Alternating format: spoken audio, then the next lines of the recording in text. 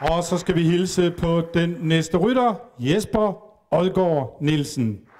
Velkommen til, Jesper. 2013 fra sommeren, og så frem til cykelsæsonen den sluttede. Det var jo helt fantastisk for dit vedkommende. Helt sikkert. Altså, hele efter kunne jeg stort set gå på vandet. Jeg følte mig som en af de allerstærkeste, og det har jeg faktisk aldrig gjort i min karriere før.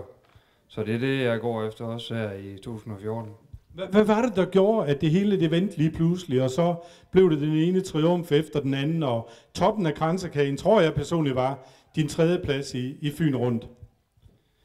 Jamen altså, det er lidt svært at sige. Altså, jeg var skadet i foråret, og så var ude et stykke tid, og så kæmpede jeg mig i form meget, meget hurtigt, og pressede nok for hurtigt i gang. Så havde jeg lidt problemer lige en måneds tid inden DM, og der fik jeg lidt ro på igen. Jeg fik noget behandling af en af de behandlinger, vi får ind på holdet nu også, som også har gjort en forskel, og jeg har trænet en del sammen med Michael Valgren nede i Italien.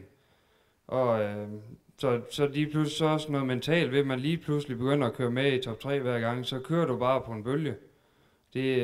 Der er også meget psykisk, der spiller ind på den måde der.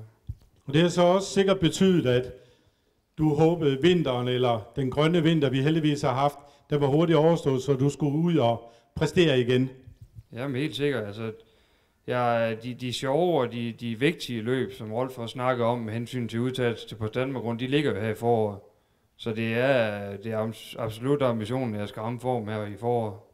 Hvad betyder det for dig personligt, at vi ikke har haft en decideret hård vinter med frost og så videre? Hvor langt er du fremme i dine forberedelser?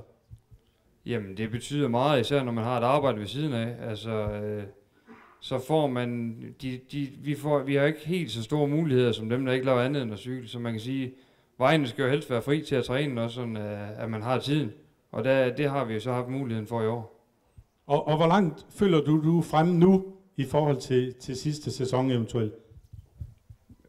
Det er jo svært at vurdere, før man rigtig kommer i gang med løbene, men altså, jeg har en rigtig, rigtig god fornemmelse, og nu har jeg jo trods alt kørt en del år, så må ikke det her det bliver på niveau med efteråret. Det er min fornemmelse. Held og lykke, siger vi. Jesper Odgaard Nielsen, mine damer og herrer.